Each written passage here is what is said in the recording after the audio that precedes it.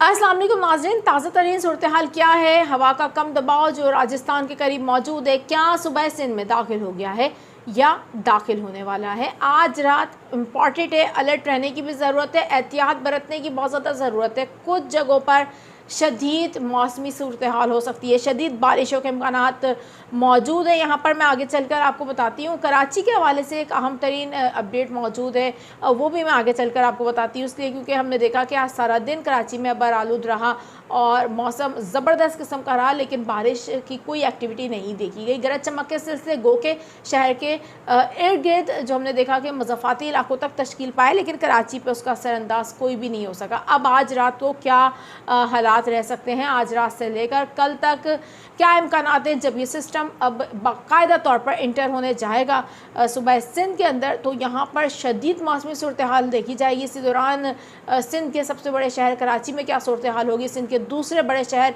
हैदराबाद में अब से कुछ देर पहले हैदराबाद के बेशतर मुकामात से बारिश की इत्तलात मौसूल हुई हैं और कुछ इलाकों में तेज़ और कहीं हल्की बारिश भी हुई है। इसके अलावा बदीन में तो तूफ़ानी बारिश हुई है और इस हवाले से मैं आपको पहले भी आगाह कर चुकी हूँ। बदीन में ज़बरदस्त किस्म की बारिश हुई है। इसके अलावा हमने देखा है कि टंडोवाला यार से बारिश की इत्तलात थी और सिंध के दीगर इलाकों में भी बारिश की इत्तलात थी और कुछ नशेबी इलाके भी ज़ेरे आब आ गए, क्योंकि जो हमने देखा है कि बदीन और टंडो मोहम्मद खान में जो तेज़ बारिश हुई है उसकी वजह से नशेबी इलाके ज़ेरे आब आए हैं।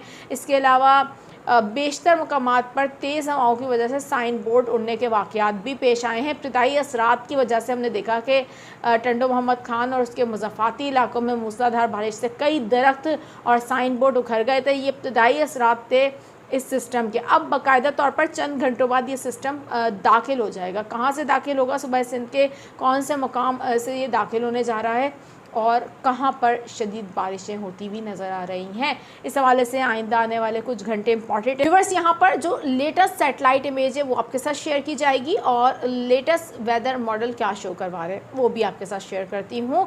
मेरा नाम है आयशा कादिर, खुशामदीद करूँगी अपने तमाम तर देखने वालों को और मैं उम्मीद करती हूँ आप तमाम तर लोग खैरियत से होंगे। नए हैं चैनल पर, जल्दी से जाइए सब्सक्राइब कर लीजिए, बेल आइकन को प्रेस कर लीजिए ताकि इस तरीके की मालूमाती खबरें मिल जाया करें। व्यूअर्स, मौसम की बात कर रहे हैं, यहाँ पर कराची के शहरी बहुत ज़्यादा जो इस हवाले से हम देख रहे हैं कि उदास हैं कि कराची में बारिश नहीं हुई। क्यों नहीं हुई अब तक कराची में बारिश, और क्या अब कुछ बारिश हो सकती है आइंदा आने वाले कुछ घंटों में, कुछ ऐसी सिचुएशन बन सकती है, क्या इम्कानात है, क्या चांसेस हैं, मैं क्लियर करती हूँ आगे चलकर आपको इस पर कि हकीकत है क्या अब। और सबसे पहले मैं आपको ये बता दूँ कि अब जो ये निज़ाम तीसरा मानसून का सुबह सिंध को मुतासिर कर रहा था, जिसके असरात की वजह से हम देख रहे थे सुबह सिंध में बारिश हो रही थी। हवा का शदीद कम दबाव था जो भारत से अब राजस्थान के रास्ते, भारतीय राजस्थान के रास्ते सिंध में दाखिल होने जा रहा है। यहाँ पर मैंने आपको बताया था कि जैसे ही ये राजस्थान के पास पहुँचेगा ये कमज़ोर हो जाएगा और फिर ये एक साइक्लोनिक सर्कुलेशन में तब्दील होकर सुबह सिंध के अंदर इंटर होगा। तो अभी इम्कानात इसमें यही है कि ये कमज़ोर हो रहा है और ये एक साइक्लोनिक सर्कुलेशन में तब्दील होकर सुबह सिंध में दाखिल होगा। आज रात क्यों अहम है, इस हवाले से मैंने क्यों कहा कि अलर्ट रहने की ज़रूरत है, इसलिए क्योंकि देखिए जो लेटेस्ट सैटेलाइट तस्वीरें मैं शो करवा देती हूँ आपके साथ। इस वक्त सिंध के बालाई और वस्ती इलाकों में इस हवा के कम दबाव के ज़ेर असर गहरे बादल मौजूद हैं और कई मकामात पर बारिश भी हो रही है, हल्की से दरमियानी बारिश की इत्तलात भी मौसूल हो रही हैं। अब आइंदा आने वाले कुछ घंटों में ये सिलसिला मज़ीद फैलेगा और इसमें शिद्दत भी आएगी, जहाँ पर चंद एक मकामात पर मूसलाधार और शदीद बारिशें भी हो सकती हैं। सिंध के बालाई इलाकों से इंटर होने जा रहा है ये सिस्टम और यहाँ पर कभी इम्कानात मौजूद हैं कि सिंध के बालाई इलाकों में शदीद मौसमी सूरत हाल आज रात पैदा हो सकती है। ख़ुसूसी तौर पर मैं आपको नाम लेकर उन जगहों का बता दूँ ताकि जो वहाँ पर शहरी हैं, जो नाजरीन वहाँ से देख रहे हैं, वो आज रात भी एहतियात कीजिए, कल भी एहतियात कीजिए और अलर्ट भी रहिए। और जो कच्चे मकानात में रहते हैं, बेहतर है कि आप लोग अपने लिए कोई मुतबादिल जगह हिफाजती इंतज़ामात कर लीजिए, क्योंकि ये ख़तरनाक हो सकता है आपके लिए।